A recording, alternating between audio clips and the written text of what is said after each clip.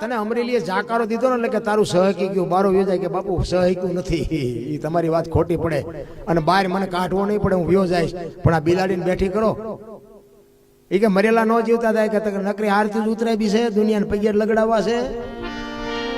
ખરા કરીને ખેલ આવે તો એ ખબર પડે. એ કે મૂળદાસ મરેલા જીવતા ન થાય ને મરેલા જીવતા ન થાય ને કીધું બાપુ પ્રગટીનો મરણ બદલાણો. એ કે બાપુ મરેલા જીવતા જો તમારથી ન થાય તો લાવો કમડળ મારી પાસે. બાપુ આ તો લોટાના સણ્યા સાયવા છે ને સંતોએ, એટલે તમારે મારે એના ગાણા ગાવા પડે છે. આપણા હગા નથી પણ યાદ કરવા પડે. આ બાપુ લોટા ખાધા, લોટા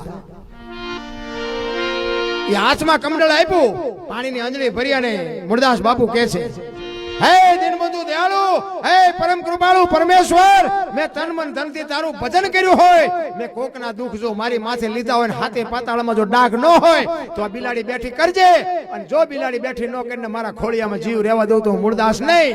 એમ કહીને બાપુ અંજળી સાટી અને બિલાડી મંડી હાલવા. શું આખા ડાયરી દિશા